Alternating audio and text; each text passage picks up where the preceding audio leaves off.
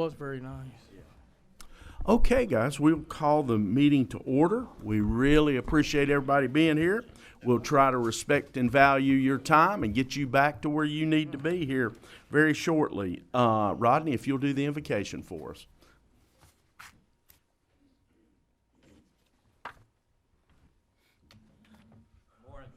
Morning. Let's pray.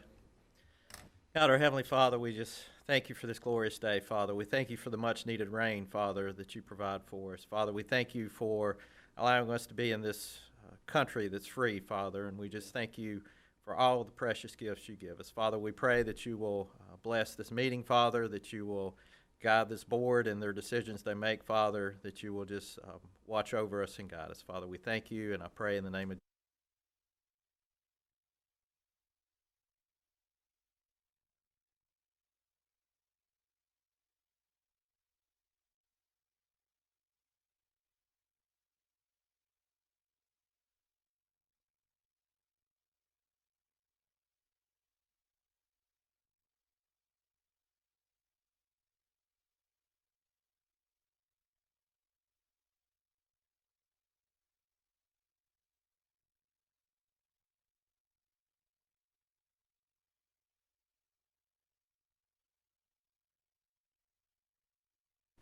So moved. Ms. Finney, do I have a second? Second.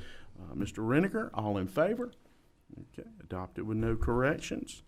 And ESS, Brad. Morning, Board, Mr. Chairman. So this is our update with ESS, our cleaning vendor.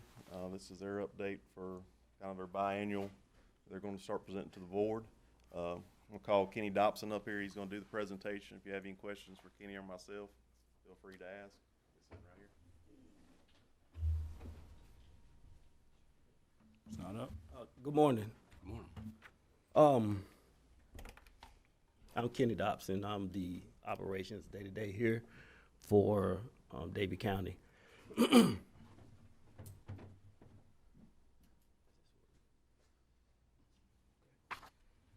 So, if you don't mind, I'd like to kind of do something a little different. I spoke with my direct here, it's Tamero. He's here with me today.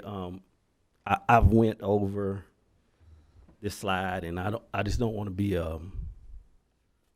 repetitive. I think some of these things we have brought to you before. I'll briefly go through it, but I want to, if you don't mind, give you a chance to know who I am and what I represent. So I just real quick, on my way to work this morning, I was a little shaken, a little scared to come up and present this before y'all just because all eyes on me. But I got a phone call this morning about a family member that probably won't make it through the day. Everybody's saying their last goodbyes. But I said that to say this, that I'm thankful for this opportunity because everybody doesn't get that. So thank y'all for having me. Thank y'all for having ESS. And as I said, I'll briefly run through these slides. If you got any questions, if I'm moving too fast because I'm nervous, you can stop me, okay?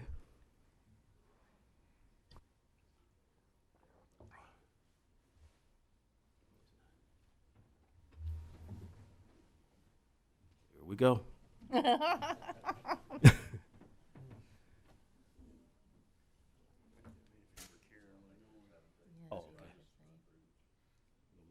Kenny, you can just. Yeah. Okay. All right. Well, thank you. We're good. I think it's better if I. Y'all have already seen all this before. I think we're okay. Edgar Ruth is our founder, CEO of ESS. Joey Martinez, he was here last time. He is the senior vice president of operations. I don't know why they got me third because I'm really last on this totem pole, but Tamero is the operations manager. That's who I report to.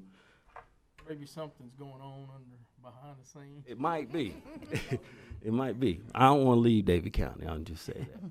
I don't want his job. Safety. we have safety meetings every month, because safety is important, not just for us, but it is for y'all too. I ask my staff all the time to report what you see. If it doesn't look right, then it probably isn't. So slips, trips, and falls are 80% of what larger companies experience throughout the year. So we make sure that we are adamant about putting out these yellow signs when we're mopping, especially during the day. Cords that may be a trip hazard or invisible sight. So these are things that we implement daily throughout the year. Again, this is Mr. Edgar. He's posing. So if there's any questions about that, I'll just have you ask him. These are some of our client partnerships. We provide meticulous janitorial and environmental services tailored to the standards of your facility. Experience and highlights Howard University, Wallace State Security Offices, Wake County, which is here in North Carolina Complex, including EMA and law enforcement, park concessions, bathroom stands, gymnasiums, Town of Cary administration buildings. Pretty much the same thing we do for you all.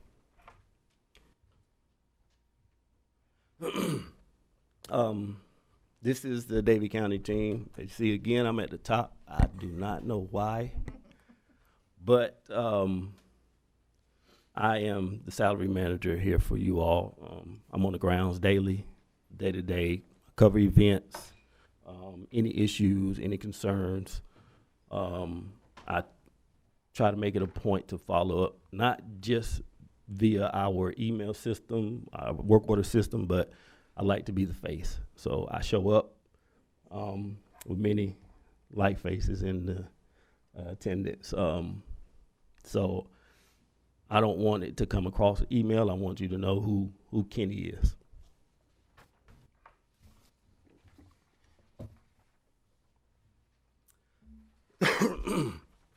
So the backpack system, this is one of our employees. This is one of the things that we have added since our last meeting in March. The backpack allows us to be more efficient while making sure that our employees are safe. You're safe. A lot of these standard vacuums, what they do is they throw out a lot of dust when you vacuum standing upright. These prevent those dust molecules from,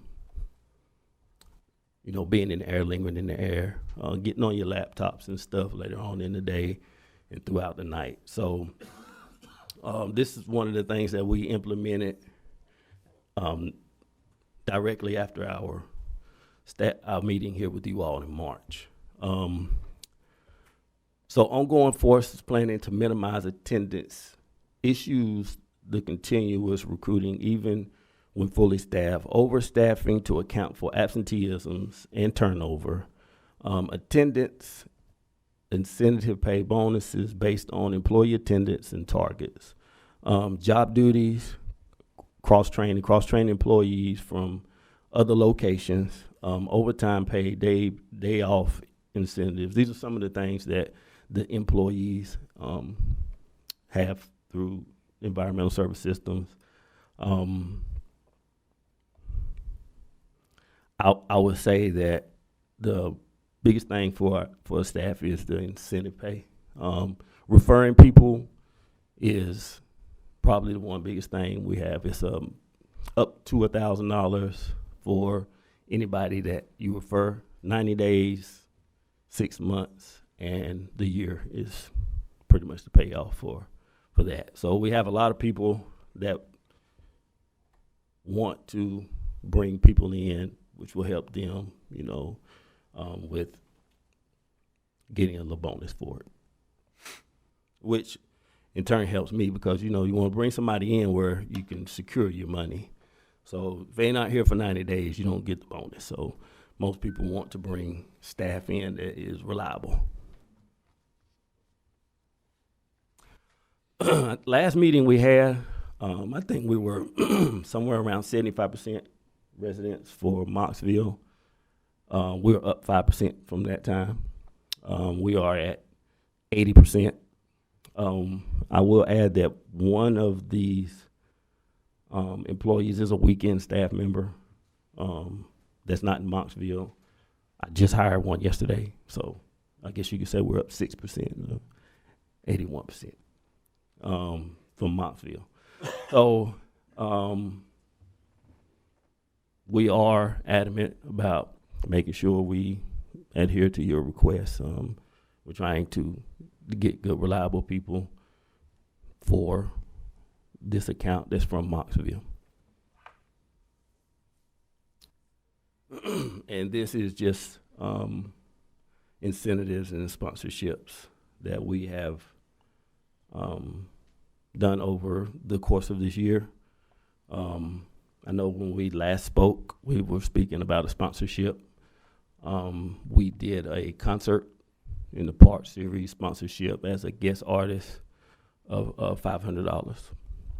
And that is something that we want to continue to do, if it not be for just the park, for other areas as well. So we're open for new ideas of how y'all would like for that to happen. This is just a report of the work order system. Our average response time, well, I guess you say between receiving the work order and closing it is 1.76 days. So we try to make sure we complete and close those work orders within 24 to 48 hours, just depending on what it is. Some linger around. If it's a concert, it just stays in the queue for a little bit before we close it. Some may be carpet cleaning. So that's where, some of your time may linger with these. I think we're on the average of about 13 work orders a month. Is that about right? About 13 work orders a month. Majority tissue, paper towels, soap. How we missed that, I don't know. But we're working on getting that down. And this is just a breakout of number of requests per building. As you see, Suzanne stays on. That's probably the hardest. That's a big building. And there's a lot of paper towels that get used throughout that. So Governor Center, Senior Center, Library, and Brock are the top 5.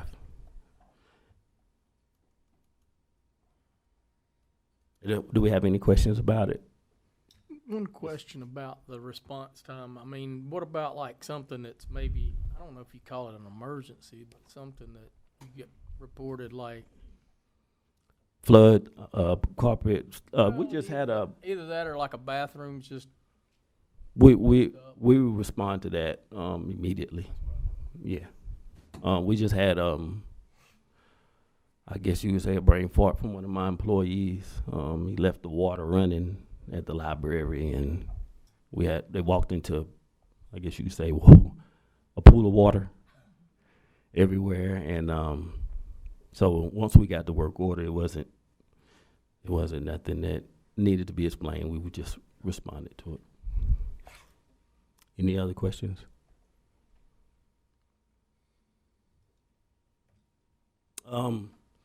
People development. To say the least, the most important thing for us is giving people the opportunity to grow. Growth is I wouldn't be where I'm at if that opportunity wasn't there. And so we spend a lot of time, of course, safety training, staying and on top of the new that comes out for janitorial services that keeps us above and beyond the competitors. So new backpacks is one of those things. Just having multiple trainings with staff and having them understand new ways of cleaning, new ways of doing the bathroom that is more efficient and covers more detailed cleaning in those areas. So those are a lot of the things that we do to improve leadership, empowerment, accountability, and making sure that we have a passion for what we do that keeps us successful. And as we spoke about innovation, there's something coming out daily with how to be responsible, focus on rules. Of course, they got robotic stuff now, cleaning equipment. I don't know much about that. But it's janitorial is evolving. So there's new stuff that comes out daily. Our difference, complete facility service solutions. We've been 25 plus years of experience serving the North Carolina market, HR solutions, recruiting, hiring, training, retaining. Employee retention is something that we really push here. Training and continuous education for our teams. Inspect and measure satisfaction based on KPIs and building long-term relationships. So with that, I'll just tell you a little bit about me.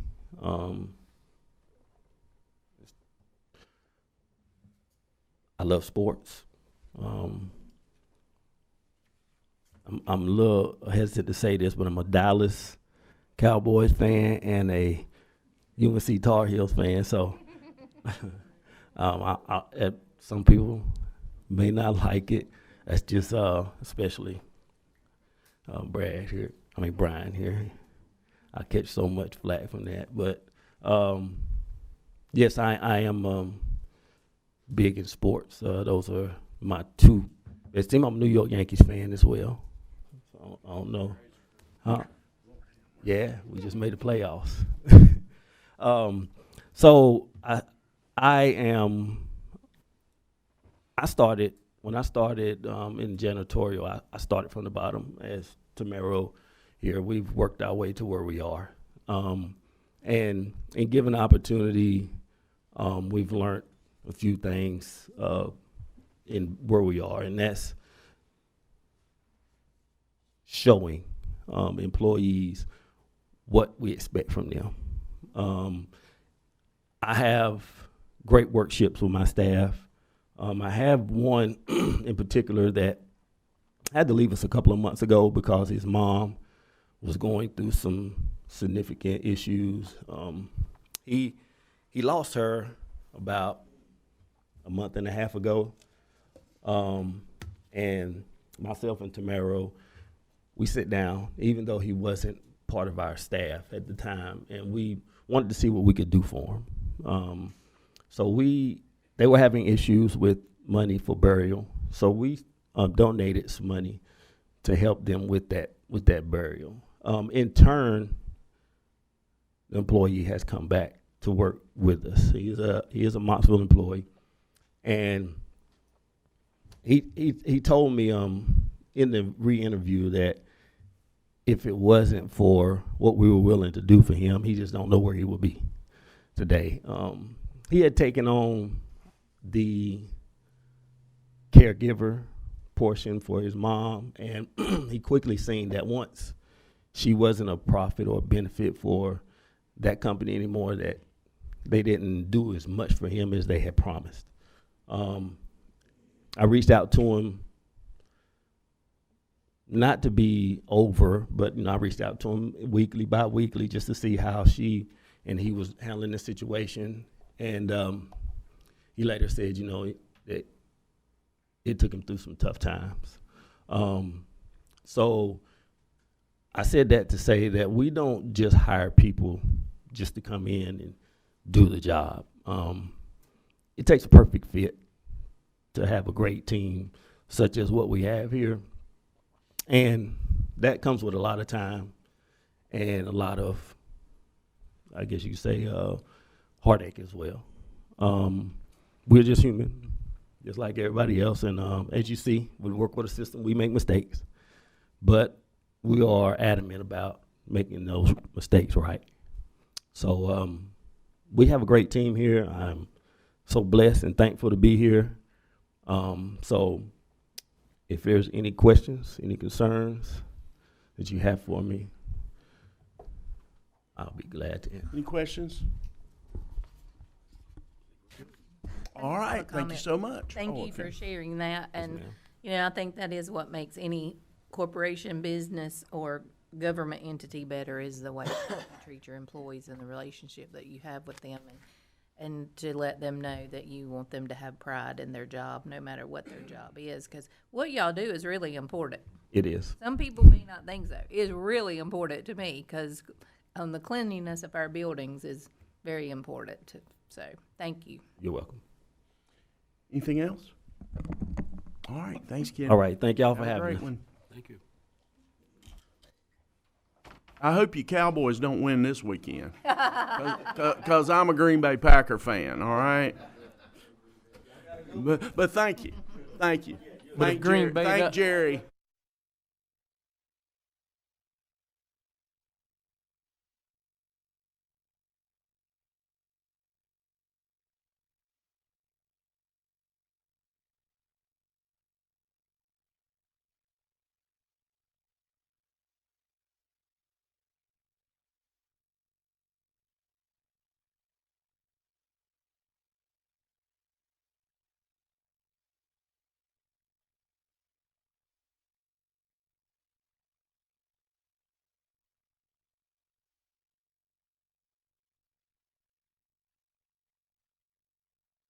Tony needs to work any magic on the podium.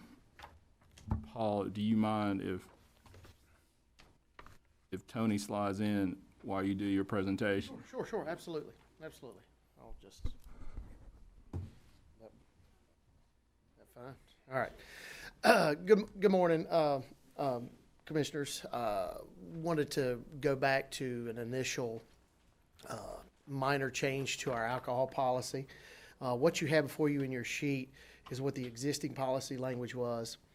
And at our prior meeting 3 months ago, you'd wanted a little bit more of detail of what that looks like. So Ed and I got together, formulated the second portion, which says updated amended language G. And then after talking with some of you in relation to what our existing North Carolina ABC permits, we already have to show, or anybody, whether it's us or a third party within our policy, has to show a map of restricted areas where alcohol can be purchased, sold, or consumed. However, just to be consistent across the board of our policy, made an additional statement that's highlighted in your sheet here, which says that any designated event seating areas where alcohol beverages may be present or consumed shall be no more than 50%.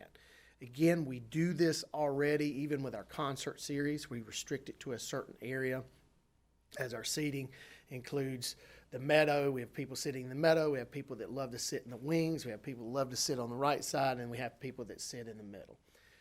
We're going to do this regardless of what event occurs or is facilitated that has alcoholic beverages sold, present, or consumed. We're going to restrict an area where that can be done.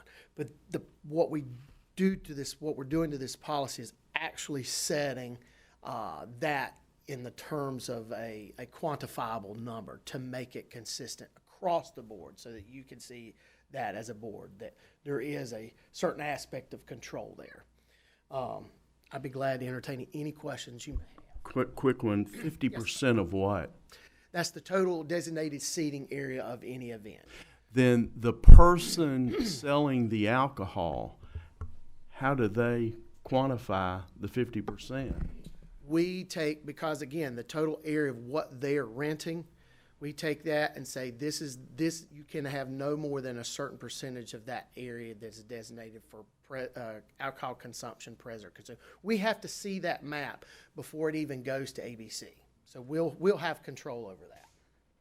And it's easy. Again, we do this for our own stuff, for our own events. We have to have the designated area. We have to show that as a map to the NCDC. So you're not talking about the population of the event. You're talking about the total area Correct. of the Right. event. So, for example, let's go over to the stadium, which is the focus of our policy. Okay, the focus of this change is taking what didn't make sense as far as being able to purchase and consume, and you can only stay in that area if a professional event is out at the stadium, then they can't go seating. So you have the stadium. What we're going to do is, while our policy says up to 50% of the total seating area, we're going to restrict that area to a third of the seating and let more percentage of the rest of the seating for families that don't care to be around alcohol or either don't mind, but it's going to be a smaller portion. But it gives us the leniency. Even though we have to restrict it anyway. It's just being smart about what the event is, where you're going to have alcohol, and how you're going to restrict it. Which again, we do that anyway, and we've successfully facilitated since 2021. Our team has successfully facilitated an alcoholic beverage service program since that time. So in the stadium, you're going to have people to police where someone with a beer that they bought at your concession stand can move? So there'll be a designated area, line area, showing where that can be consumed with signage, as we do already. And we would require that also to the renter, that once your map shows, we have to have signage there, that specific delineated restrictive area. Again, no matter which side of the stadium we use, we're in good control because we have both ADA access or normal step access to one side of the stadium. In the amphitheater area, though, you have a garden area where people are set. Yes. So And you're it's not. delineated by that fence. Yeah. So you're talking about selling in a concession stand, and then let people dissimulate into the bleacher area. So you're then going to have to add people to police that area, or you're assuming everyone's goodwill will direct them right back to your so-called alcohol seating area. Again, the signage would clearly dictate where it is sold in the concession stand, where it has to go. Well, Law enforcement helps us police, as well as third-party private security helps us police that as well. okay. What we're really, I think what Mark is leaning towards, my thoughts are, who's going to make sure people adhere to that signage, Paul? People are not going to adhere to a signage without being monitored. We know that. I mean, nobody's just going to do what they're supposed to just because they're supposed to. Very good So you're point. going to have extra people there monitoring this. Very good point, which is what we do already. We have, as a matter of fact, our staff, our private security, or our law enforcement. If we see that any consumption or people straying from where that signage clearly marked for alcohol entry, we do one of two things. If we see them sitting down to consume, hey, you've got to pick up and leave. Or two, if they're walking to an area that's not, hey, you've got an alcoholic beverage, you need to go in this area as directed by the signage. That can be our staff policing that. If we don't feel comfortable, we can have our third-party security or law enforcement do that. But typically, our law enforcement, our Davie County Sheriff's Department has been excellent at it, and even our third-party security this year has been excellent at it for us. So my other question to you, to be honest, Paul, why in the world do you even want to do this? The county is not making money on these alcohol sales. Why in the world would you want to take a chance and putting yourself liable for somebody sneaking an underage person a drink in the stands, somebody buying alcohol for someone else and one person consuming over? I don't even understand your reasoning and being so pushing this so hard, because I see zero benefit for Davie County and our park. So one, we're being proactive. We're not going to be reactive to a situation. We found in our current policy of an opportunity that a promoter could have an event out there, and we're just making a proactive correction to our policy to allow it, and then we can restrict it. Yes, the current policy as it says, we make some revenue off of it. We do make some revenue off of it. Minute. It's not as much as what I would like to do. Again, at the time of when this alcohol policy was approved, I had to get it approved to what I thought would get passed at the time. What I would like to do is much more. There is a concept of which both Kannapolis and Kernersville, Cary, have a lot more leniency, in which eventually I would like to have a transformational change to the policy altogether, to where we maximize revenues. Just an example of what I'm talking about, that future change. Big and Rich came to Kannapolis in September. $22,000 just off of alcohol sales alone. Period. Not even counting other concessions. We don't make near that much, but we have the opportunity for people who would like to consume an alcoholic beverage while listening to music, the opportunity to sit and relax and enjoy a concert with a beverage responsibly is there. We do not have to. We do not have to. This but we is provide- Davie County. This is not Kannapolis. This is not all Right. those other places.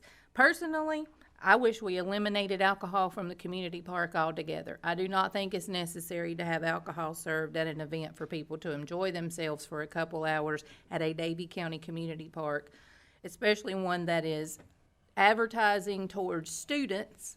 Their main advertising goal has been towards students, half price for students, yada, yada.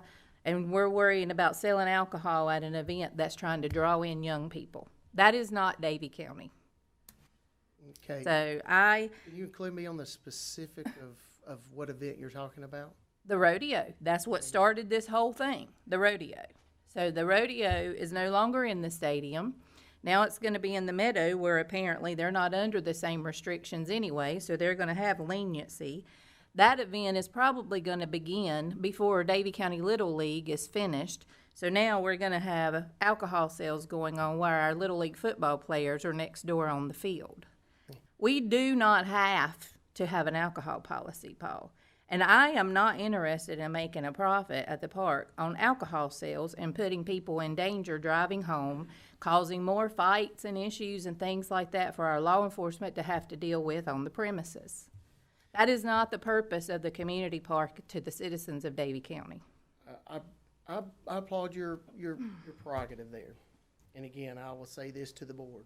Since 2021, while we've provided our citizens with the opportunity to have an alcoholic beverage if they wanted it, our team and our agency has successfully facilitated that program. Whether you agree with it or disagree with it, that's fine. I understand that. But we've successfully done it. We've had no major issues out of it. We control it to the best of our ability, and we're going to continue to do so. And we voted to allow you to have that small area. So fine, that's great that you've been able to contain that, but that doesn't mean we have to grow it. You don't. We're just making something that made a little more sense. That if we have a professional production, if that professional production is responsible, then we have the policy that covers them, that can allow somebody to purchase, consume, and sit in a restrictive designated area as with anywhere else we would have alcohol, the same idea. But currently in our policy, it doesn't allow it. And that's all. I would say to my fellow commissioners, if you disagree with my opinion, which is fine, if you choose to move forward with this, I think that we would also have to move forward with a requirement of additional law enforcement present if somebody was utilizing this benefit. and they would have to pay for them.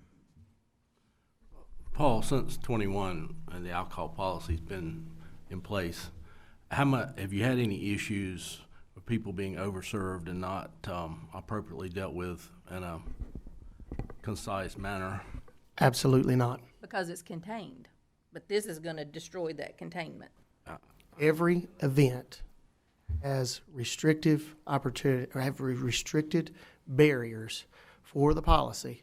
And it was, whether it's us or a renter that's requesting alcohol, are gonna be held to the same standard as DCRP. Paul, if someone wants to imbibe at one of these events and they have children with them, how is that handled? Are the children allowed into the area where there is drinking, or are they excluded from that? They're not excluded. Families, whether they drink or not drink, should be able to sit and enjoy the event wherever they may choose. And families have a choice to do that. For our concerts, you have some families that sit outside. They prefer the wings because it's cooler. Some families like to get up closer to the action, so they're going to sit up close whether we have alcohol or not. So, but we don't restrict families that have kids of where they should sit just because we have alcohol. Good question. But clarify one thing so I can understand on this. Don't they currently have to be in that one area? Again, it is restricted to that certain area, and anybody found outside that area in violation, if they're drinking, they're asked to move. But family members can be in there, but Absolutely, okay. they can. But what percentage does that make up of the? Again, it's Yeah, up to 50%. I mean, that's what you're proposing. Correct. Yes. I mean, just to have a restrictive number on Yeah. that. Yes. Where they're currently, it's not listed. We do it anyway, but just to have some consistency across the entire policy, I set a standard with a percentage number that it could be no more than 50%, and 50% is likely just our concert. But for other areas, we're probably going to restrict that even more. Whether it's our event, it could be another one of our future events or a rental event. If it's in the stadium, we're going to restrict that even further. Anything else? So this language is before us. When is the policy going to come back up for approval? I would say this. I would say at this point, it could come up as early as the next meeting, October the 6th. Okay, is that kind of what you were thinking, or you don't know? Well, that's up to the commissioners. If there are other questions, you need more information, we certainly can do that. We have between now and October 6th. I think at this point, Paul has presented a policy. It's up to the board to vote on it. I'm not saying we have to do it at the October meeting. If there's other information that commissioners need, we can get with Paul. If there are suggestions to the overall look that you have of the policy, get with Brian, get with Paul. But I think it's time to. Yeah. And again, it's not a full policy. It's just a policy update, an amendment to our existing policy that centers around this item here of the existing policy. Well, I will tell you this, though, Paul. If your intention is to expand this policy, and I just heard you say your intention is, I will tell you, I'm not sure what that will be met with. I'm not sure what this will be met with, to be quite frank with you. But I'm not saying I support this amendment, but I will not support expanding the willy-nilly sale and consumption of alcohol all over that community park. Right. Just let that. Understand that. My purpose in the future, if we have a wholesale change, is to show you the difference of what we're doing versus what we could be doing, and let you make your own judgment on that. regardless of how that moves forward, yay or nay. Again, my purpose is to just show you what we're currently doing and what we could be doing. Well, I would say this. When you bring options, bring all options.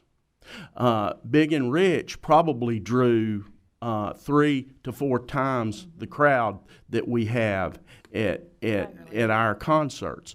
Bring us options about how we might fund attendance numbers there, other than just selling alcohol. There are other ways to indicate revenues than the willy-nilly sale of alcohol. If that makes sense to you, bring all options. Absolutely, Okay. we'll do. Absolutely. I would like to ask one thing too. I would suggest, so it can be totally out there, would be, I would suggest a schematic or something that would show where, instead of up to 50%, show where your intended areas might be. Show things, if it is practical at all, where do you have to have a wristband just as identifier so that the security, if you do it, lets you into a certain area. Or if they see this wristband or badge on you or whatever that might be, they can identify if you're in the wrong area. I mean, I know a lot of places do something similar to that. And I don't know, I think my concern, even though I'm willing to look at this and have expressed that, I'm not 100% sure that it's going to sell if it's as high as 50%.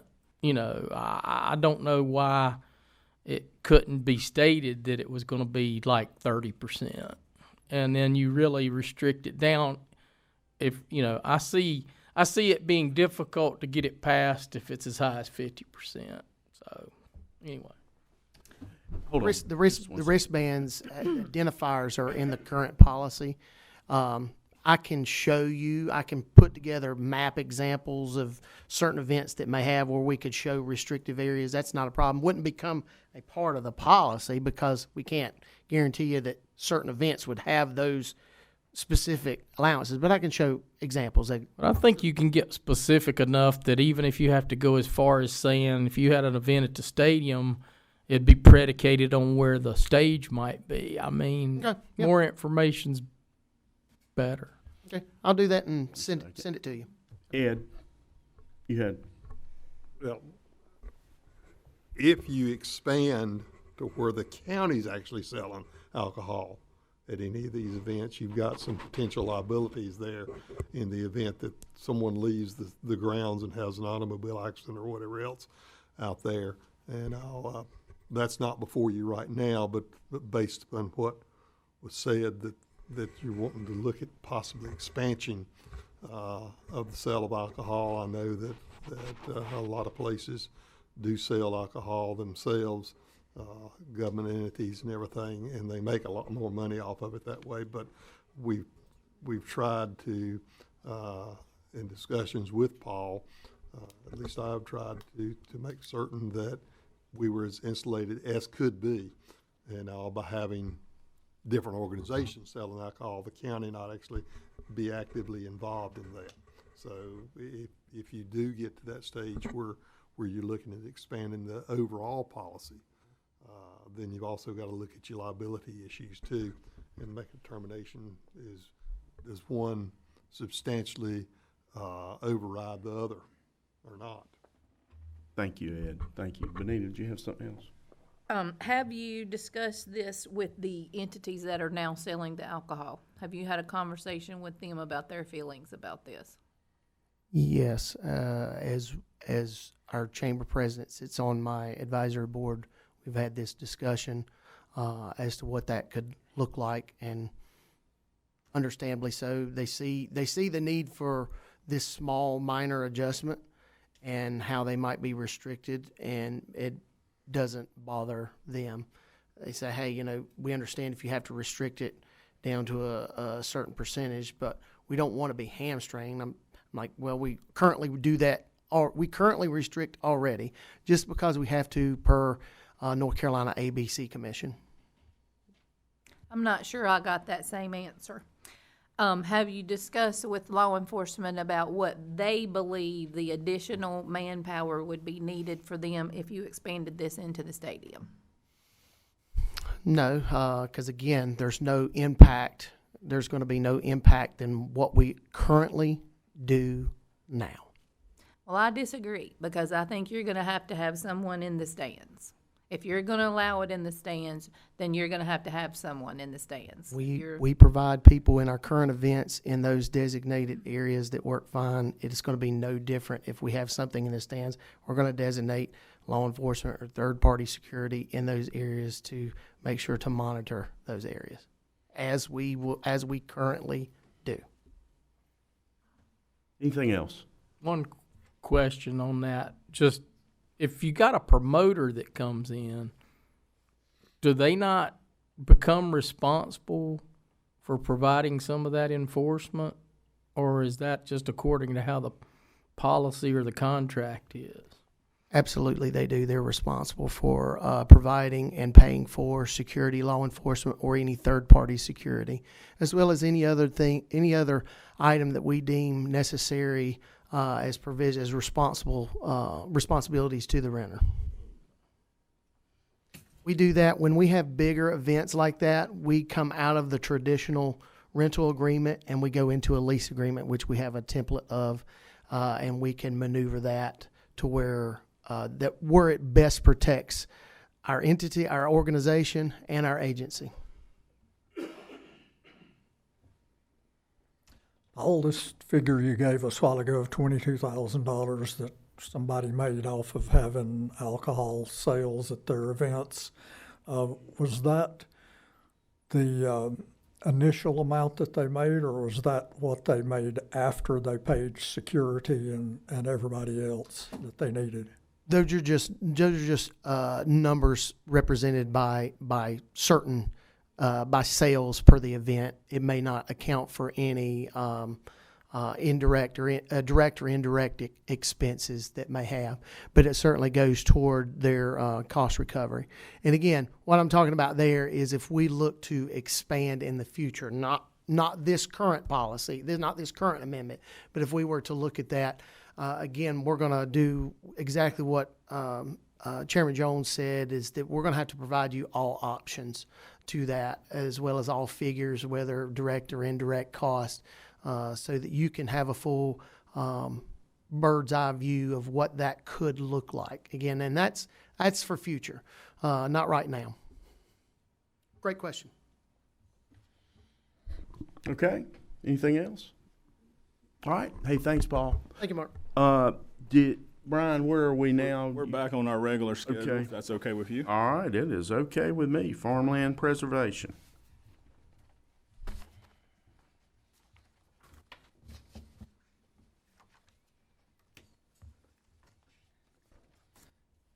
Okay, good morning. We are back today to talk about our Farmland Preservation Fund project that we've been working on. We feel, in sports terms, that we're down to the 2-minute warning on this. We feel that we've had several really good conversations with our agricultural folks, and I think we are on the doorstep of being ready to do the public hearing next month on October the 6th. Again, we wanted to talk about the why. Why are we doing this? I think our slogan has been kind of our rural heritage of Davie County, but in a nutshell, we want to establish a program for preserving the county's agricultural farmland in a manner that directs and accommodates responsible growth and development while encouraging the preservation of qualifying farmland and to foster growth, development, and sustainability of farmland in Davie County. In a nutshell, we recognize that there's going to be growth in Davie County. It's inevitable, but at the same time, we recognize the importance of agriculture, and we as a county want to take steps to make sure that as much agriculture will be around forever as possible. And if there are people that want to take those steps, we as a county want to try to see if there is a way to assist in that process. This would be, again, in our chapter 157 of the Davie County ordinances. Since August, we presented the first part of August at our regular meeting. We have had direct feedback, and we have sent drafts to our folks in the agriculture community, including Soil and Water and Cooperative Extension. I have had at least 2 direct meetings with the Soil and Water Supervisory Board and Soil and Water staff to go through various points of the draft that you have in front of you. We also have in attendance tonight, we have both of our Soil and Water staff, Frankie and Michael, are both here, and we have 2 of our supervisors, Rick and Arnold. If you have any direct questions when we get to the end or at any point that you may want to talk to them, they're here in the audience today. I'm gonna, since we've already presented this once, and there's really not been any super duper changes, I will hit on those changes, but I'm not, for sake of time, I'm gonna keep this moving. You have a copy of the presentation and the wording in front of you, and obviously we still have time between now and October the 6th. But obviously this is gonna be our Davie County Farmland Preservation and Easement Program ordinance and agricultural districts. We have assigned certain duties to our agricultural, to our advisory boards. Our advisory boards, especially with Soil and Water, are going to help develop an application, guidelines, ranking, and priority system. You all will have an opportunity to approve that before we kick it off. And speaking with our county attorney, he wanted to make sure that we put in that process a clawback in the event that if we do give money and somebody steps outside of what we've established in the easement, that we have an opportunity to go after that money back. There will be a public hearing process. There's more detail about that, but our advisory boards will have to do a public hearing as well as you. So there will be a 2-step public hearing process before we officially designate any funding. And then we'll have to monitor. We'll have to make sure, that's one part I had to learn in talking with the Soil and Water folks, is that once we establish an easement, we'll have to make sure that if it's farmland, that 10 years from now, it's still farmland. It's not houses or Dollar General or anything else. It's still farmland. So there's a component to this easement process that Soil and Water has graciously said they will assist in to make sure it stays farmland. Again, this is the Farmland Preservation Fund. This is the steps to do that. Again, we are trying to encourage folks to look into this as an option. And there's a slight typo. That should say 75 and 75, not 75 and 70. But how we're looking to fund this fund is through our present use value tax deferment program. So if someone moves out of present use tax, there is a 3-year period where they have to pay back taxes. We would take those funds on a particular property up to 75%, and we would set it aside for the Farmland Preservation Fund. If you want to imagine our fund balance as a bank vault, we will create a shelf in that vault that says Farmland Preservation. So as these funds come in, they will sit on that shelf until you all designate them for a particular easement. We will do this annually. We will get with the tax office to do the math, and we will bring it forward to you for approval. So once these funds are dispersed, there will have to be a joint public hearing between the Agriculture Advisory Board and the county commissioners with the application for the easements. Having seen and each board will have to then send you a resolution. After receiving the resolution for the documents, you all will conduct your own public hearing for actually the creation of the easement using the funds that we've set aside, or any other funds that may be included with, it may not be that we fully fund what is needed. There may be opportunities from the state and federal government as well, but you all will have to do the public hearing to create the actual easement. The funds, how will they be used? This is one of the major changes that we did. We actually increased the range, the scope of how these funds can be used. They can be used for the establishment of voluntary or enhanced voluntary agricultural districts, the creation of conservation easements, or as a lot of folks know, we are in the process and have had some really good conversations, and I think we're on the doorstep of a big major accomplishment in our discussion on the county's agricultural center. But we could potentially use some of this funding to help assist in the construction, or once construction, the expansion of the agricultural center once it's in place. So this is one of the changes that we really put in place since I last presented in August. So here's some of the duties of the Davie County Soil and Water and the Agriculture Advisory Committee. They shall make the recommendations. We will go by the legal definition of agricultural easements as set forward in General Statute 106-744. They are going to be tasked with creating a ranking system in the event that we get a lot more people who want to do this than we may have funding for. And then they will assist in holding the easements and making sure that they are in compliance with the rules that regulate via the federal government and the state. Some of those rules have to, if you think about it like a grant, if you're going to get money from the state or the federal government, they may have requirements that we have to fulfill before they'll give us the money and to keep as we put these particular easements into place. Continuation of the duties. We do define that it has to be used for bona fide farm use, which is what our advisory boards will make sure is in place. We do look at about 10 continuous acres. So you can't just pick an acre here and an acre there. These will be pretty good sized pieces of property. Again, the application process and more detail about how they will rank the applications as they present them to you all. We will have to establish a baseline, basically what is the property now in terms of farmland. That will give us the opportunity as we continue to monitor down the road. As part of the monitoring process, we'll need documentation, photographs, GPS coordinates, and as much information as possible so that we can document in the moment of what the property looks like so that it can stay within farm use.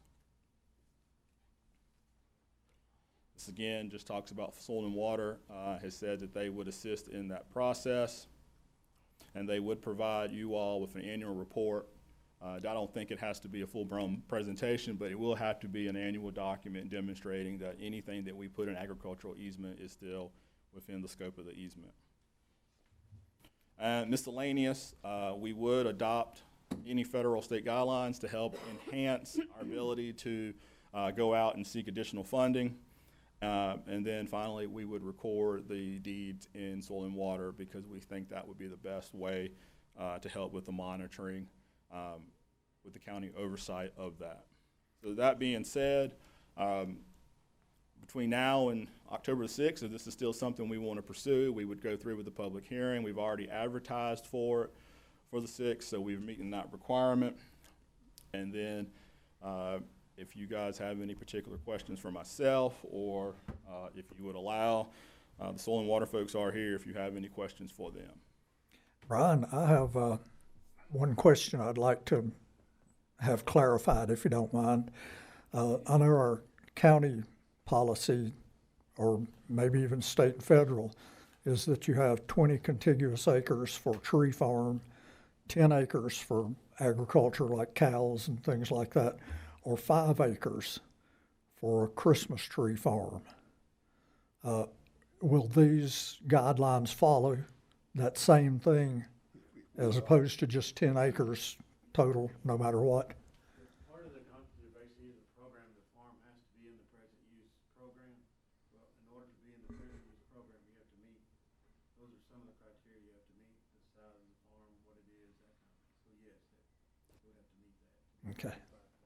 You've got both statute and also you've got federal and state laws and all that says what a Christmas tree farm is and everything too.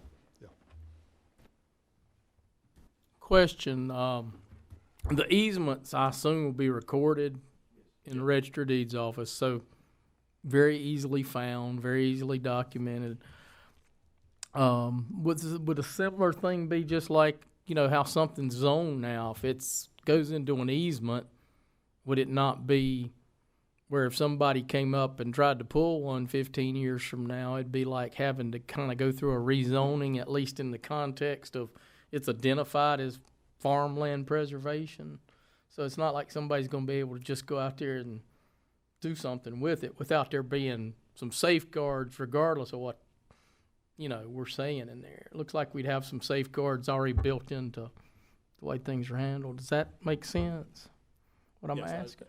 I would say so, and once it gets recorded in the Register of Deeds office, and I mean, if somebody's doing what they're supposed to be doing and they try to go out and develop it or build a home on it or buy the property, they should do all that due diligence and see that there's an easement. But wouldn't it be categorized on our maps as such? You know, no different than something is now that Right. says this is RA 20 or whatever. This is And I got a conservation easement. I got a good feeling that once we start establishing these easements, these folks here, if you go out there and you start moving dirt, they'll be tipped off. I don't have any doubt in my mind that we'll know real fast if it's something that's not farm or agriculture goes on the site once we identify and set it aside like this through the easement process. I've got one more question I would like to ask. Go ahead. Brent, I'm not real strong on what ordinances, how much teeth they have to them, somebody else, but I do know the conservation easement is a general statute that it's gonna be set in stone, and that's it, so I don't know how if you can maybe change an ordinance to versus a conservation easement, but when it's an easement, you don't change it. There's some general statute that changes. I don't know if that answers your question as far as. Sure. But is there anything, I'm just asking anybody in the body, is there anything that statute of limitation or anything? Well, if somebody in an area puts 50 acres, 40 acres in a conservation easement, and then 25, 30 years from now, this area becomes prime, growth development plan area to expand, is that guaranteed to stay in perpetuity, or is there something? I think that what you're talking about, and what we're anticipating is that any easement that is given, in the form of a conservation easement, be a perpetual easement for now on. That's right. And all that it doesn't change 20 years from now. And if we're going to fund that, then that's the way it's going to be. But would there be anything that would preclude someone, because of something being in a certain area, putting it in that? Now, if I gift something away, I can't take it back at that point in time. And if they have a deed that says this easement's going to be in perpetuity, and if their grandchildren decide they want to try to change that, I'm sorry. Yeah. It's still in perpetuity. A conservation easement's forever. That's what that was my assumption, but I know the way we're so we're such a small landmass county that, for example, where I live, you've got lots of development, and then you've got these hidden gem areas right now that there's 200 and 300 acres, so. Okay. Well,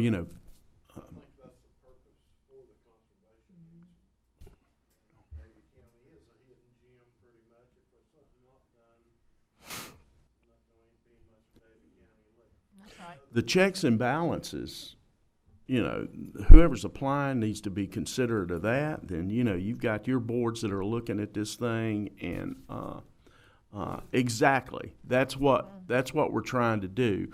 We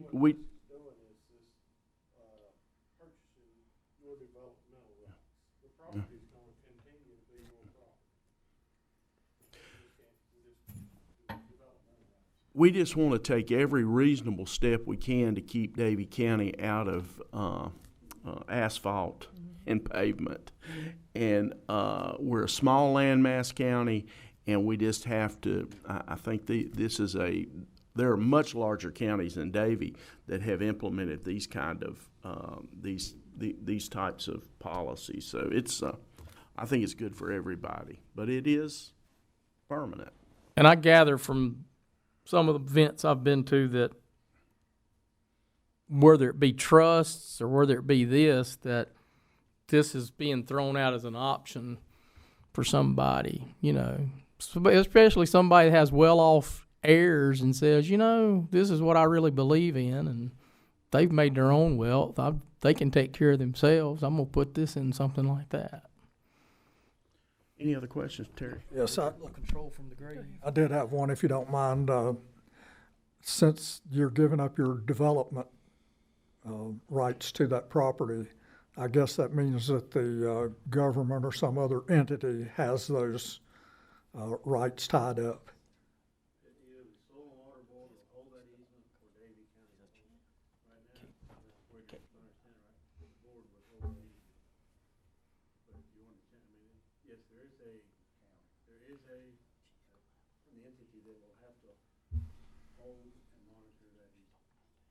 Okay, with that being said, if the county government or state government or whoever decided somewhere along the line that they needed, say, a greenway they want to put through, that they have a greenway here and a greenway here and your property is in the middle of it, can the government just come in and take that, put a greenway through there without your permission, without the landowner's permission?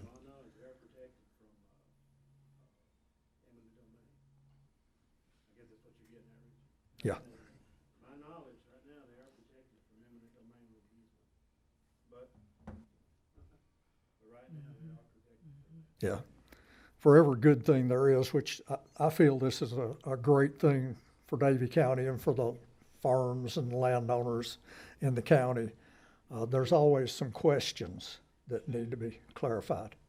Two, if you want to put your property, or say you have 100 acres or 50 acres of property that you want to put into this, you have the opportunity before you sign I will to survey out areas of homestead plots, I believe, what they call it.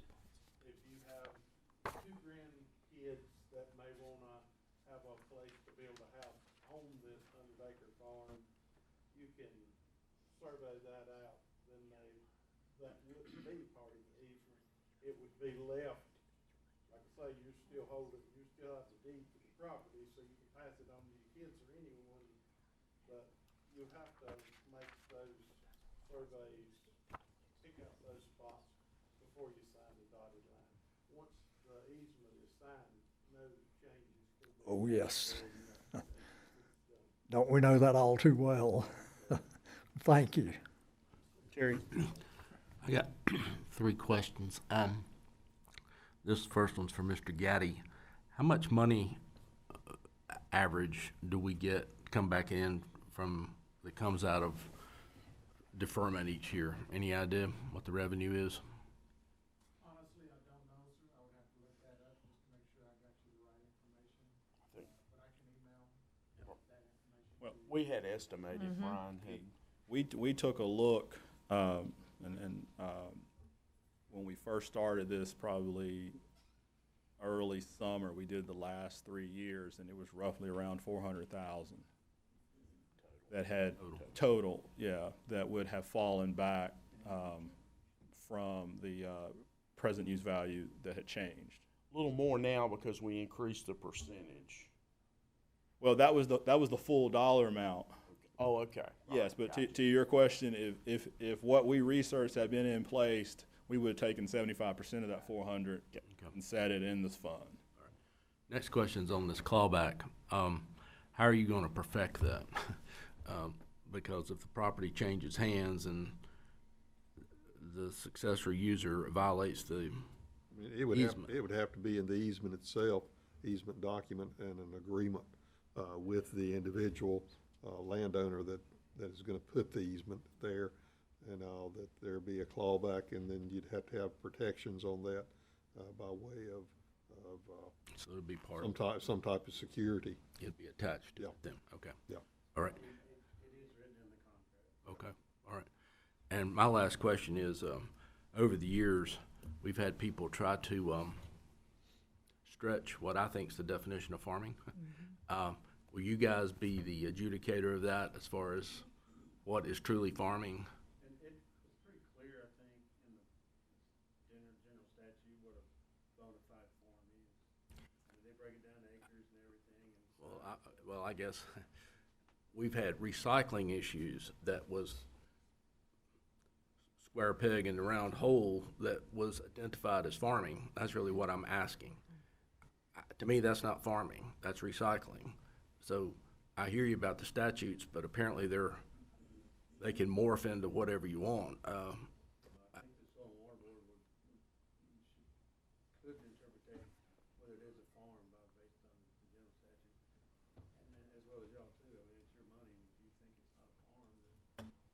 Okay. I'm assuming the county would use this funds and partner with state and federal funding of ag land preservation. There's monies there. The state and federal both has a guideline of papers, 3 weeks worth of checklist to go through. The state's making sure it really is what they say it is. Yeah. A lot of criteria has to be met before you qualify for the state funds. Okay. If you apply for the state funds. If you go through. Y'all could decide that, we have enough. Okay. All right, thank you. Clarification on if it's perpetual, then what is the clawback part all dealing with? That they're not doing the intended use of it? If you determine you want to give somebody $100,000 for an easement, and they enter into the easement document itself that's recorded in the Registry of Deeds office, and also an agreement that is referenced by the document that's recorded in the Registry of Deeds office, and then they go back and decide they want to, instead of farming it, they want to develop into something else, and that's the clawback. At that point in time, the clawback kicks in, and you get your $100,000 back at that point in time. And the new purchaser can do that too. They could basically. But Am I so right? They could. Plus penalties, plus. So the owner has the right to take it out of? No. Well, see, that's why I'm confused by the whole process. If they do it, they don't have the right to do it, but if they do it. But they shouldn't really, in theory, with documentation that we have, be able to do it. I understand why you would have it, but But you got clawbacks in EDA. Yeah. I mean, and economic development agreements and so forth. We don't use that much here in this county because we make certain that they have met all the requirements before we give them anything. But some counties give money up front, and all such as Forsyth County has done with different developments that didn't meet their requirements, and they had clawback provisions where they got that money back at that point in time. And on this, if you have somebody who violates the easement or violates the agreement, and we can get the money back, even though the easement is still a perpetual easement at that point in time. I just want to thank y'all for all your help on this and helping us get this where it is. Absolutely. Anything else? All right. Okay, let's move on. Now, are y'all good? Are we good to move on? Anybody need a break? All right. Robin.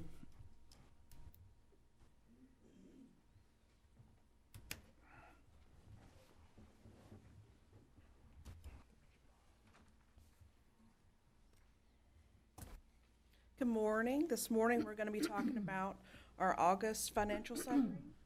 And again, we're only 2 months into the fiscal year, so it's hard to derive any trends or areas of concern with only 2 months in. So as you can see, we have about $590,000 more revenue than we did at this point last year because of property tax. And again, our collection rate was almost 99% last year. That's hard to get and hard to maintain. So as we get closer to January, you'll see those things firm up and level out. Expenditures, most of the difference here is due to just some timing of entries for our transfer to other funds and just timing of purchases. So right now, we have $2.9 million more expenditures than revenues. This is our revenue chart. So the bar chart is the current fiscal year. The yellow line is fiscal year 2025, last fiscal year, and the green line is 24. Sales tax, we won't see anything for that for this fiscal year until September. Everything else is due to the prior year. And you can see, there's some, slight differences. Property taxes are higher as we would expect. So let me know if you have any questions. Any questions? Just the way that see any trends at all different than what we've been seeing with sales tax? No, we actually got our final sales tax number, and I want to say that we're about 1.5% higher in 25 than we were in 24. So we did see just a very slight bit of growth where we were expecting kind of flat. It still is pretty much flat as far as that goes, but it's still pretty flat. It's been pretty flat and comparable to what it has been. No drastic reductions. So. Other questions? And I'm sure as we get through the auditing process, we're going to talk about fund balance. Sure, yes, absolutely, yes. So right now, as we see, we're not finished with audit yet. They haven't finished all their testing, but we're pretty much a break even to about around $100,000 loss, somewhere in that range. So stay tuned for that. So thank you. Thank you. Suzanne, HR 1.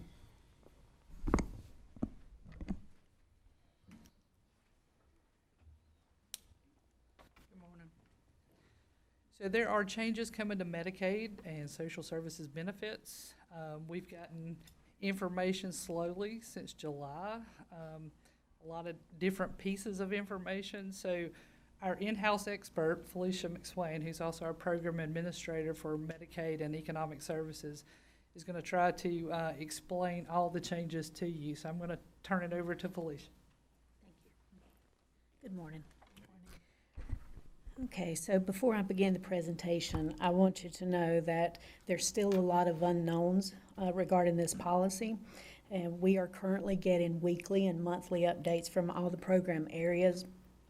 What we're hearing from the state is that they are going through the legislation very carefully, and actually what I am going to present to you today may change by the time I get back to the office, but this is the most current information we have, and it's been provided by the state. So briefly, what we want to look at today is what is Medicaid, what are the federal Medicaid changes, what is the Supplemental Nutritional Assistance Program, the impact of the federal Medicaid and SNAP changes for Davie County, and then hopefully we'll have time for some questions and answers. So what is Medicaid?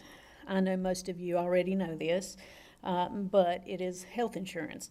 So Title 19 of the Social Security Act requires that states establish Medicaid programs to provide families who are unable for needed medical care. Each state determines their own eligible criteria, their covered services, the payment levels, and administrative and operating procedures. Since each state has the ability to decide what their Medicaid program looks like, the Medicaid benefits an individual receives in one state may look different than what it receives here in North Carolina. So what are the federal Medicaid changes? Work requirements, new limits for retroactive coverage periods, changes to certification periods. The state will be required to also share in the Medicaid cost. Now, while federal rules have been broader, allowing each state to determine their own coverage groups, eligibility criteria, etc., the new HR 1 policy has made some changes to add work requirements to our newest program, which is Medicaid expansion. And these work requirements, basically what they are rules that put in place that say certain adults must work, they have to look for a job, go to school, or do other activities like job training to keep their coverage. Currently in North Carolina, we do not have work requirements under Medicaid. We do have them in food stamps, but we do not have them in Medicaid. So the Medicaid expansion individuals between the ages of 19 and 64 under this new policy must work or do approved activities for 80 plus hours a month. There's going to be some exemptions to that. We don't know exactly what those exemptions are at this time. So the federal changes that both add work requirements and limit provider taxes threaten to end Medicaid expansion unless the General Assembly acts. Work requirements bring new administrative costs under current state law. The primary way to pay for increased cost for Medicaid expansion is through hospital provider taxes. While provider taxes are now restricted and reduced over time, current state law would need to change to fund the new cost. The North Carolina General Assembly must make one of the following actions to keep Medicaid expansion. That is, enact technical correction to the hospital provider tax funding formula to cover administrative costs needed for work requirements, change the trigger law and appropriate state funds to support these administrative costs for work requirements, change the trigger law and authorize some other financing mechanism to support administrative costs for work requirements. This information has been shared with the General Assembly by the North Carolina Department of Health and Human Services, and they remain in close contact with them to help as they work through these new work requirements. This slide just gives you an overview that Medicaid covers 1 in 4 people in some form of Medicaid.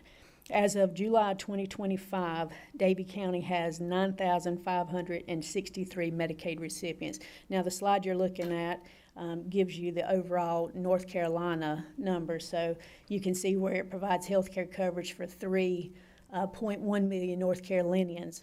And as of July of 2025, the total enrollment was 3,121,412, which included 671,476 Medicaid expansion enrollees.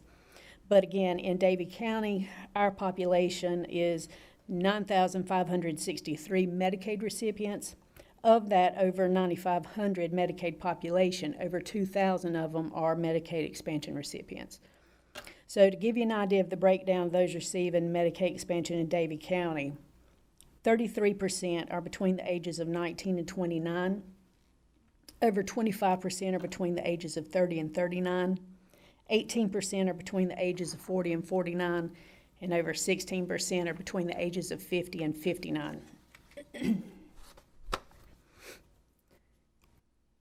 So, not to insult your intelligence, but what is retroactive coverage? It is the period of 1, 2, or 3 months immediately prior to the month of Medicaid application in which there is a medical need. So you can see that we currently have a 3-month retro period under current policy. Under the H.R. 1, we will not have a 3-month retro period for any program. Medicaid expansion will only be able to receive a 1-month retroactive period, and they still must meet the eligibility requirements. All other medical assistance programs will only be able to receive a 2-month retroactive period. So just to give you an example, Joe Smith, who come in today and had a bad motor vehicle accident, he was in the hospital for an extended time, not married and unable to make an application for himself. Then he transfers to a skilled nursing facility for 20 days for rehab, came in, and he needs help for his medical expenses, hospital expenses. Before he could have applied back 3 months, say the accident occurred in June, he could have applied all the way back to June and helped get those hospital expenses paid. Now he could only apply for the month prior. So if he applied today, he could only be able to apply for August. So maybe some of his skilled rehab would be paid, but not his hundreds of thousands of dollars probably in hospital expenses. And as he comes in, keep in mind he's probably not back to work yet. He's still maybe he's part-time working, but he's not fully recovered and still struggling to meet those life needs. Can I ask a brief question on that? And Stacy, I may need your help here. And I equate that to the private sector and to maybe our employees. If they come in, they apply for a job here, and their health insurance has a certain date certain that it goes into effect. If they have an accident prior to their health insurance going into effect, this is our employees, private sector employees, do they have retroactive coverage back 3 and 4 months? Okay, all right, thank you. Okay, thank you. All right, so the other thing we'll be talking about is the certification period changes. An eligibility check is the process used to determine whether an individual still qualifies to receive Medicaid benefits. Currently, North Carolina checks eligibility every year. Under the new bill, they are requiring that we qualify people every 6 months, that we check their eligibility every 6 months. So you're going to look at the workload doubling for staff at that point, because you've gone from a 1-year certification period to a 6-month certification period. You're looking at delays at the local Department of Social Service offices and more people losing coverage. Now, state Medicaid cost. The state is required to fund part of Medicaid cost, with a significant share coming from provider taxes by hospitals, long-term care facilities, and other health care providers. These taxes help sustain and enhance the Medicaid program without raising general taxes. The state uses this revenue to fund Medicaid expenditures, which the federal government partially matches based on a formula. The new bill shows that no new provider taxes and reduces the 6% cap down to 3.5% for expansion states only. It also includes a $50 billion rural healthcare provider fund. Now, the $50 billion rural fund is to be divided over all the states, so it's not going to go far. The program allocates $10 billion annually for 5 years between the years of 2026 and 2030. Half of the funds will be distributed equally among all states, while the other half will be allocated based on the rural population, the metrics, and the facility counts. I do not have $22.5 billion will be taken out of the North Carolina economy over 10 years based on projections provided by the North Carolina Department of Health and Human Services. I do not have the breakdown on that 22.5 and how that'll affect Davie at this time. So Medicaid state-directed payments, SDPs, are a way that the states direct funds to healthcare providers. This helps fix problems like low payments, gaps in care, and making sure important healthcare services can keep running. In North Carolina, our largest state-directed payments is Healthcare Access and Stabilization Program for acute hospital care, which was authorized by the North Carolina General Assembly alongside expanding Medicaid. North Carolina also has some smaller direct payments. By 2026, the Healthcare Access Stabilization Program will be a $6 billion plus program. The bill, the new state-directed payments are capped at the Medicare rates, which is 100% for expansion states and 110% for non-expansion states.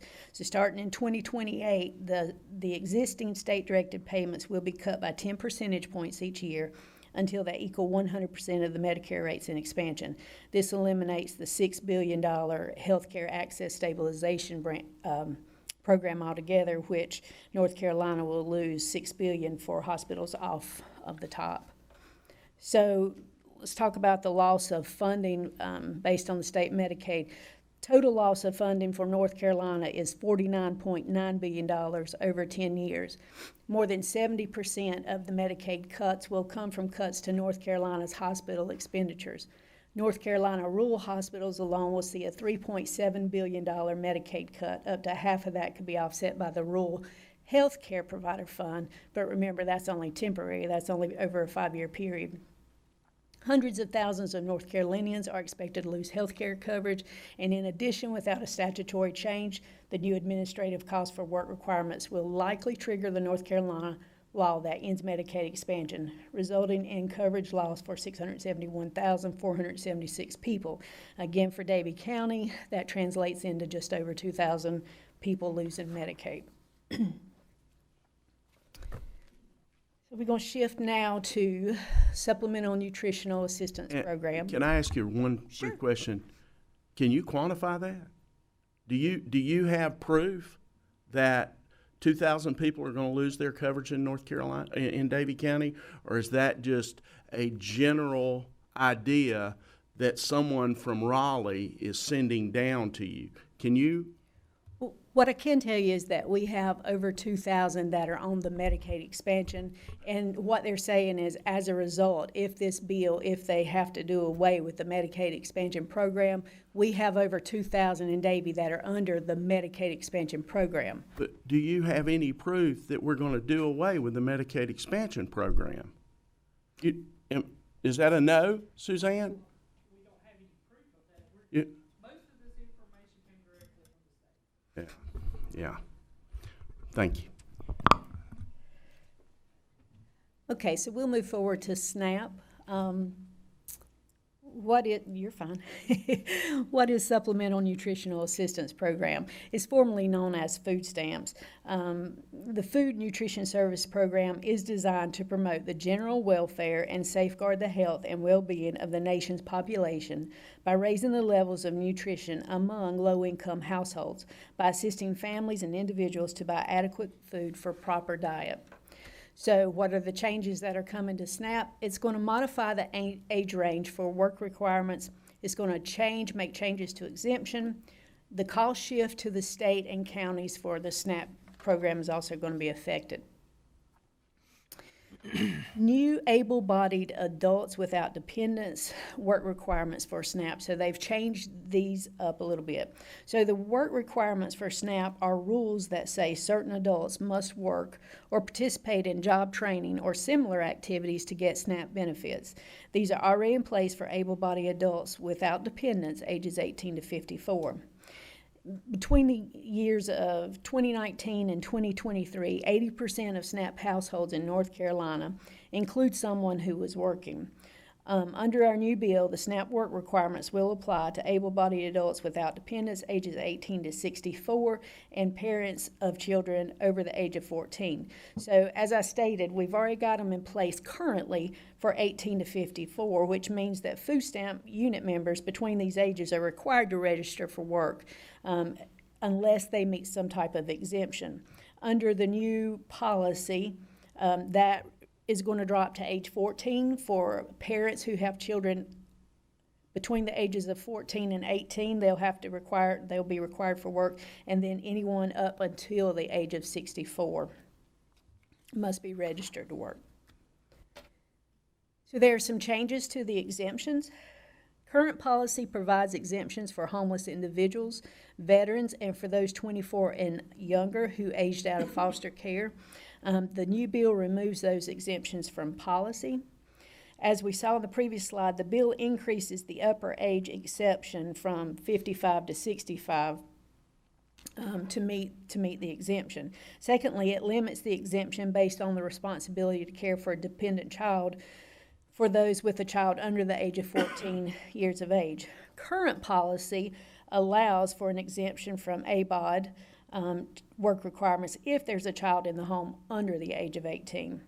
And finally, it removes exceptions for homeless individuals.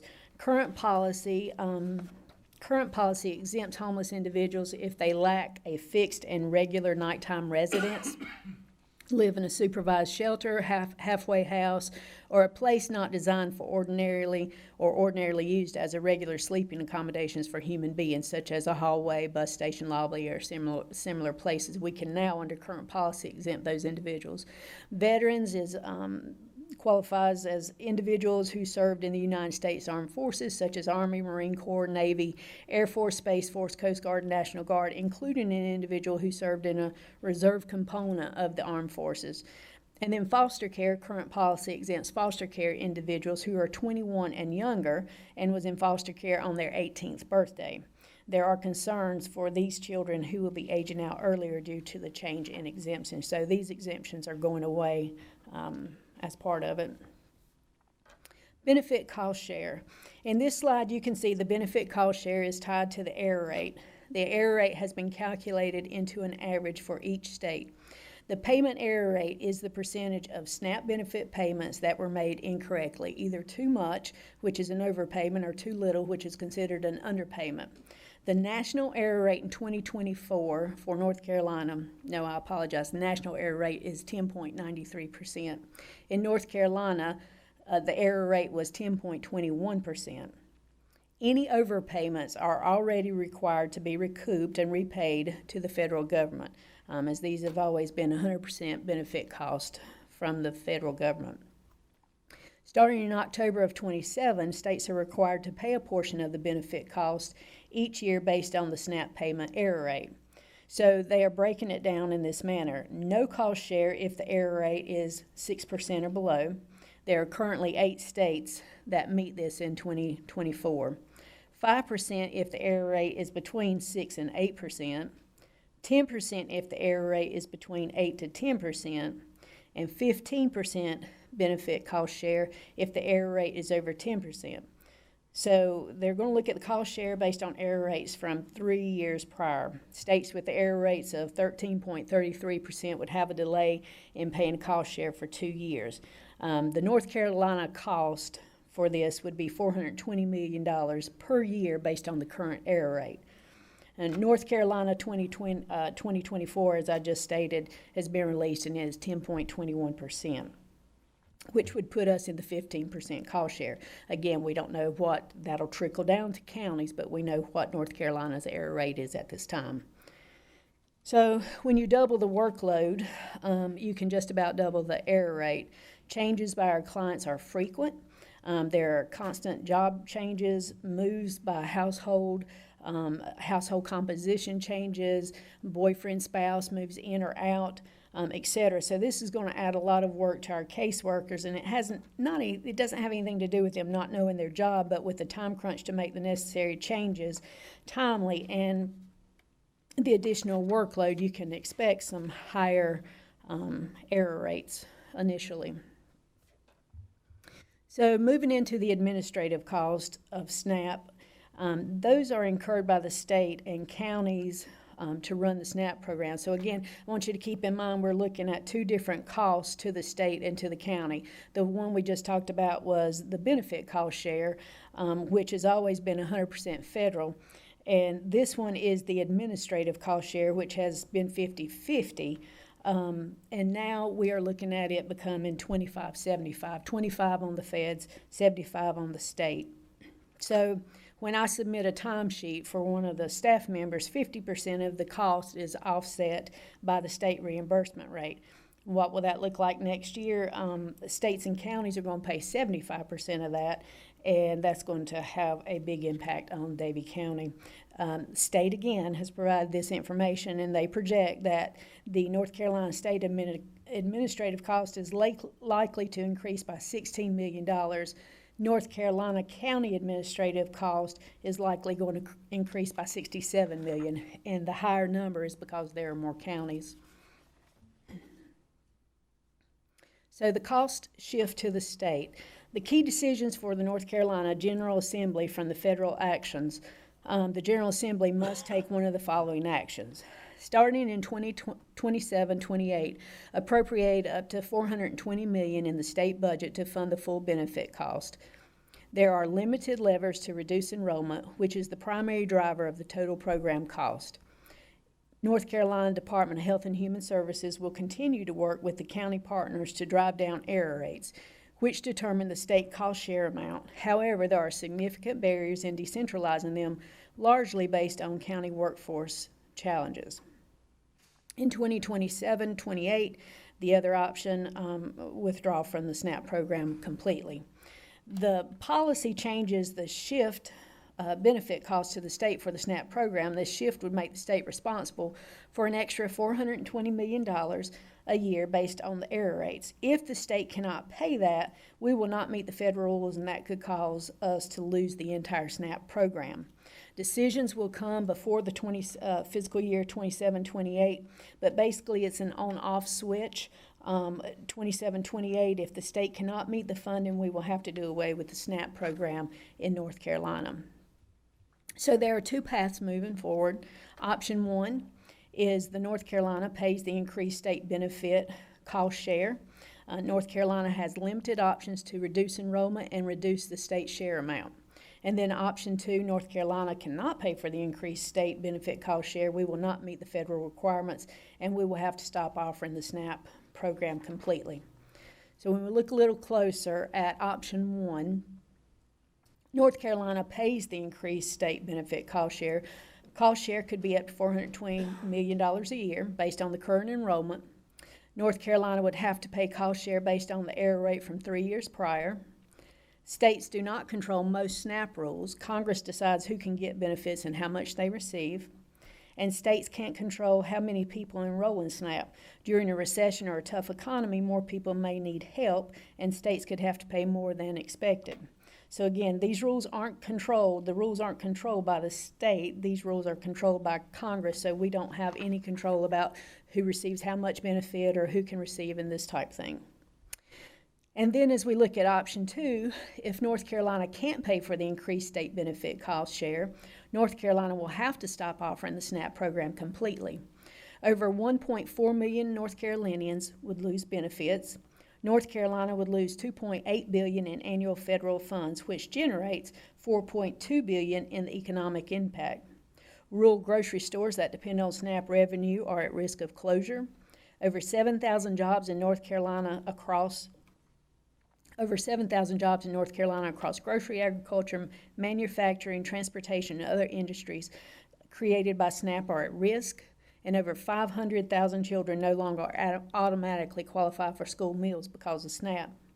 So the state will continue to work with the counties to reduce the error rates. They're not sure yet which year's error rates will be used, 25 or 26.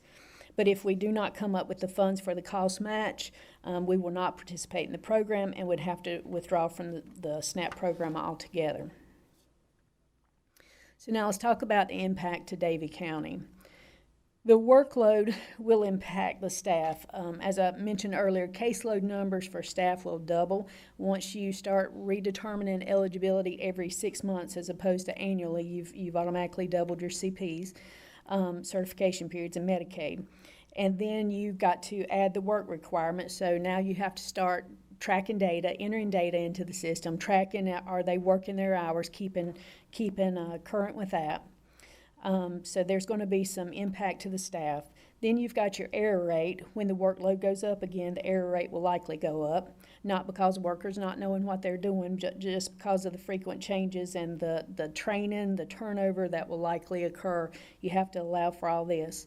And so also our fraud cases are theoretically going to increase because you have mistakes, and again, these are federal funds, so they have to be recouped regardless of who's at fault, whether it is the client's fault or whether it's the agency's fault. So likely our fraud cases will go up. Then you have the administrative cost is going to have a financial impact. Right off the bat, we know that the administrative cost share under F&S is going to go from 50-50 to 25-75. And I go back to the example when I submit a timesheet for a staff member, instead of 50% being covered by the state reimbursement, that's going to drop to 25%. For Medicaid, the new work requirements for Medicaid are going to bring new administrative costs to the state and likewise to the counties. Under current state law, the primary way to pay for increased costs for Medicaid expansion is through provider taxes. While provider taxes are not now restricted and reduced over time, the current law would need to change to fund the new cost. It is likely that we will see this cost trickle down to the counties. I think the counties should be prepared. It will likely get worse before it gets better. And then the impact to the beneficiaries. So the Division of Health Benefits reported on the Economic Service Committee call that I participated in earlier this month that there is so much work still to be done. There will be new questions that will need to be added to the Medicaid applications. There will be updates to the notices that have to go out. This will affect the enrollment brokers and the managed health care notices that have to go out. There will be required community engagement and outreach. There's still a lot of unknowns. The Department of Health and Benefits is going through all the legislation now to inform the public of how this is going to affect the beneficiaries. What we do know is that the work requirements for Medicaid are going to affect those who are disabled, but perhaps not disabled enough to meet the disability requirements to qualify for Social Security Administration and DDS. For example, Susie Sunshine is 62 years old and she has rheumatoid arthritis or severe back issues and is unable to work any longer as a result. Social Security Administration is not likely to rule her disabled due to her age. She's so close to that 62, 65 age. She's currently under a policy. She potentially qualifies and receives Medicaid to assist with her treatment, prescription needs, any hospital coverage. But under this new policy, because she's 62, she's going to be required to register for work or meet an exemption. We don't know what those exemptions are yet. On the food stamp side, the age limit has been pushed from 59 to 64. So again, she's going to have to meet an exemption or be required to register for work. The limited retro periods are going to have an impact on the beneficiaries. For example, back to Joe Smith, who had an accident in June, comes in and applies in September. He's had an extended hospital stay. He's been in skilled. He has no family to come in and make an application for him. Before, Joe could have come in and applied back to June to help pay for those hundreds of thousands of dollars in medical bills. But because he didn't have anybody to come in and make that application for him, and he could only apply this month, he's only going to get August coverage. So now it would only be 1 month prior, so he's stuck with hundreds of thousands of medical bills. These are just a few examples of how the beneficiaries are going to be impacted on the Medicaid side. So now let's look at the SNAP side. Over 4,000 Davie County residents rely on SNAP. More than 1 million North Carolinians are food insecure, including 1 in 6 children. In Davie County, over 600 of our participants are between the ages of 0 and 5 years old. Nearly 1/4 of our participants are the age of 0 to 5 years old. In North Carolina, 600,000 plus children under 18 and 159,000 plus older adults over 65 benefit from SNAP. In Davie County, 1,900 plus children under the age of 18 and over 500 plus older adults over 65 benefit from SNAP. So essentially that's 50% of our participants are children between the ages of 0 and 17 years old. 4 in 5 families participating in SNAP in North Carolina have either a child, a senior, or an adult with a disability. And just as a side note, approximately 60% of our participants are female. More than 66% of participating families have children, and more than 34% include seniors or adults with disabilities. 46,000 plus North Carolina veterans benefit from SNAP. If North Carolina can't come up with the money, we have a lot of families and participants that will be affected, over 4,000 residents in Davie County. There are no alternative programs to food nutrition services or to SNAP. Those are interchangeable. There will not be enough food banks, churches, etc. to replace or cover this program. Food nutrition services is intended to supplement, not provide all food needs. A lot of recipients also that receive SNAP benefits or food nutrition services also go to the churches and the food banks, etc., to help supplement that as well. Most of the churches and food banks have already indicated they're at capacity as it is. So let's talk about the timeline for these decisions. SNAP work requirement, as I understand it, should have taken effect at the time of the signing of the bill. However, NCFAS, which is our eligibility system, is not set up for this currently. The counties are to be notified when this change occurs, but we're supposed to hear something by the end of September. This fall, October through December, the North Carolina General Assembly is to finance the Medicaid work requirements, and SNAP education program is to be eliminated. Beginning in spring of 2026, next year, CMS is to issue Medicaid work requirements. Fall of 2026, they are to implement Medicaid work rules and begin the 6-month eligibility check. Also, SNAP admin costs increase and take effect from the 50-50% share to the 75-25. In the spring of 27, North Carolina General Assembly makes the budget decision. In fall of 2027, if we continue with the SNAP program, the benefit cost share takes effect. The reduction in provider taxes and the state direct payments are dropped to 10 percentage points. And that is all the information I have at this time. Do you guys have any questions? Anybody have any questions? I just got Please. a comment. That's overwhelming amount of knowledge or numbers, but I think the takeaway here, this is so fluid. We don't know what's going to happen. I think the only issue is that we need to be aware of stuff's going to get pushed to the Fed, to the state, to us. So we're going to have some budget pressure, but who knows what it is. So I think that's the takeaway. So just need to be aware. I just want to thank y'all for keeping up with it. I do have one question. Do we know how many veterans in Davie County might be affected by this? Okay. I tried to look that number up. I'm going to look more in detail for that, but no, I do not have that information right now. Thank you for that. Yes, ma'am. Thank you. Thank you. Okay. Johnny?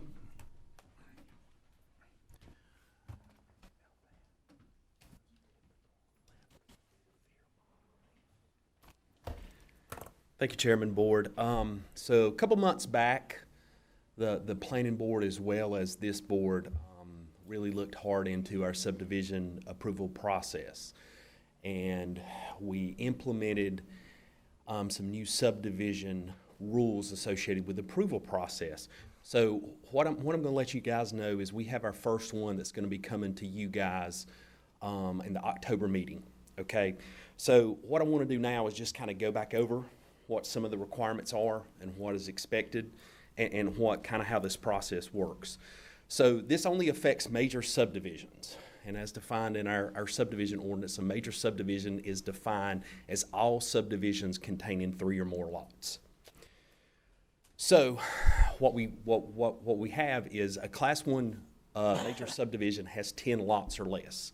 And a part of the approval process, it just requires a TRC, which is a technical review, and staff approval of the site plan. That's it, assuming environmental health is included in this, but from an administrative standpoint on our side, that's all's required to approve the site plan.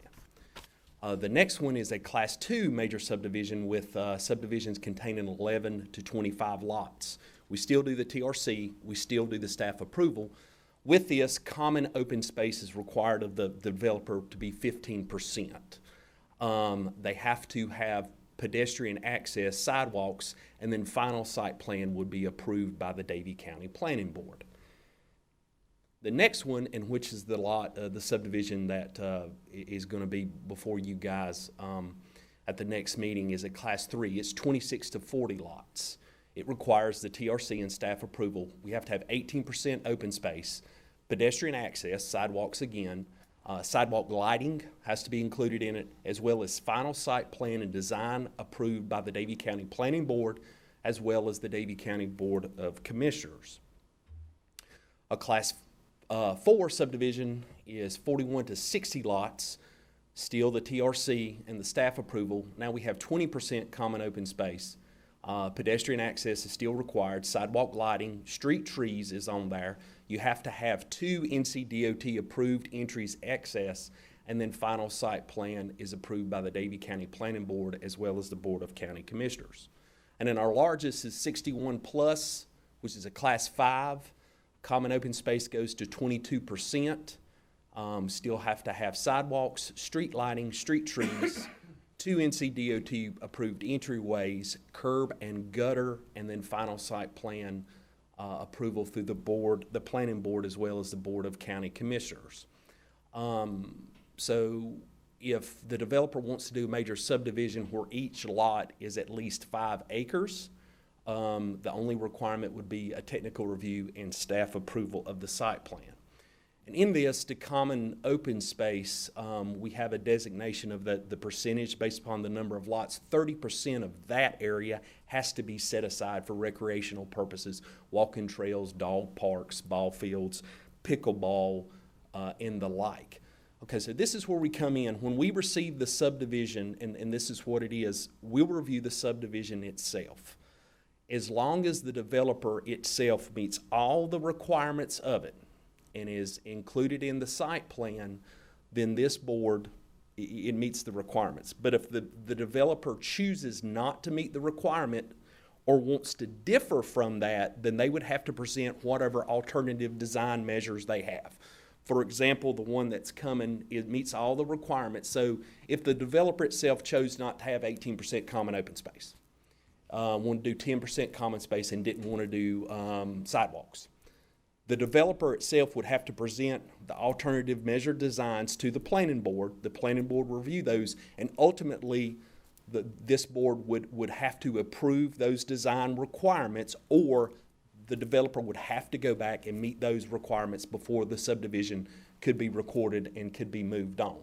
So with this one, the first one we've got coming, we sat down, we had multiple TRCs meetings with them. We sat down and they meet all the requirements of the subdivision. I presented it to the planning board at the September 4th meeting. They reviewed it and identified they do meet all the requirements of that. So Going forward, just kind of way the process works, if the developer themselves chooses or cannot meet any of the requirements, then at that time they would have to present the alternative design measures to the planning board. The planning board would review it, and ultimately the decision would be made by this board if they're okay with the way they differ, or what they need to do with that. So just kind of wanted to walk you through the process with the next one that's coming up. Any questions? Just to reiterate, the one that's coming, the Spillman Road or the 2064? The reserve, yeah.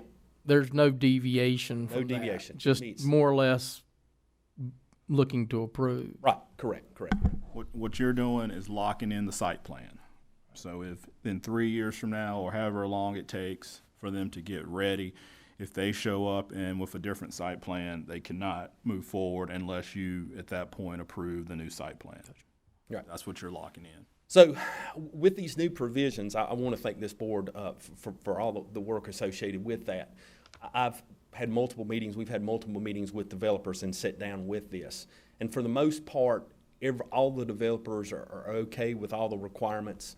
We have one, it's one of our large ones. We've had discussions with kind of differing from that. I did have a meeting this week with a prospective subdivision. It's going to be about 46 to 50 lots, and they're going to have to comply with it. So they're looking at it going into it, and what we're getting presented is the 30,000 square foot lots. A lot of times, no common space, no sidewalks, just normally what we have, and then saying, hey, this is what the requirements are. So going back, the developers are working with us, and when we sat down and met with the reserve, the one that's coming to you, they were up front and said, this is what you got to do. So this point, we've gotten good feedback from all the developers associated with this, and willingness to do that up to this point.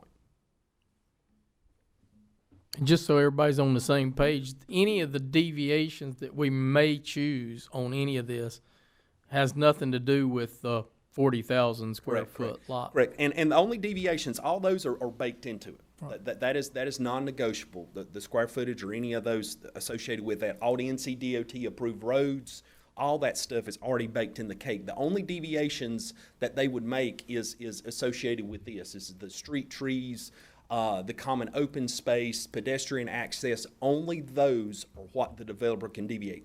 Everything else is required of them, the minimum lot size, NCDOT roads, all that associated with that, all the things. Or curb and gutter or something like that? Well, curb and gutter is one of the things that's not required, okay? So on the larger subdivisions, if the developer chooses not to put curb and gutter in, if they have a subdivision of 61 lots, this board can ultimately make that decision not to require that.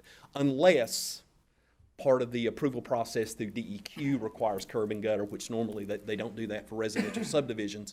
But the deviation would be allowed by this board. Anything else? All right. Thanks, Johnny. Thank you. Okay, Brian? Thank you, Mr. Chairman. Your pending actions for October the 6th, based on the meeting today, it looks like we're going to move forward with the farmland preservation public hearing. We do have a rezoning that has gone through the planning board for 2326 Highway 601 North that will be coming to you. And then we will probably need just to have a side conversation between now and the 6th if we want to move forward with the revisions to the Recreation and Park Alcohol Policy Amendment to see whether or not that will be on the agenda. But those are the two items for action outside of what you already have accustomadly seen on consent that we have for October the 6th. Okay. All right. Richard, Commissioner comments? I'd just like to thank everybody for coming out and participating this morning. It's a lot of information to absorb and think about, and I'd like for us to have all the information that we can get on regarding these subdivisions as early as possible. Thank you again for coming out, and come out again next month. Brent? Thank everybody for coming out. Appreciate all the detail and all the information that went into preparing this meeting. It was very informative, and very well prepared, and I appreciate that. Hope everybody has a good rest of their week. Jerry? Appreciate everyone being here and a lot of information today. But anyway, we'll look forward to seeing you at the October 6th meeting. Thank you. All right. Ms. Benita? Just as everyone else said, thank you for being here. Thank you for all the work that went into preparing these presentations and to keep us informed. And thank you for all that you do every day for the citizens of Davie County. And we'll see you in a couple weeks. Mark, Yes, please. I have one more Oh, word. please. I'd like to say happy birthday to our clerk to the board. It's coming, the 29th. Anything else? Okay, do we have a motion to adjourn? Richard makes that motion. Do we have a second? Second. Ms. Benita makes the second. All in favor? Okay, all right.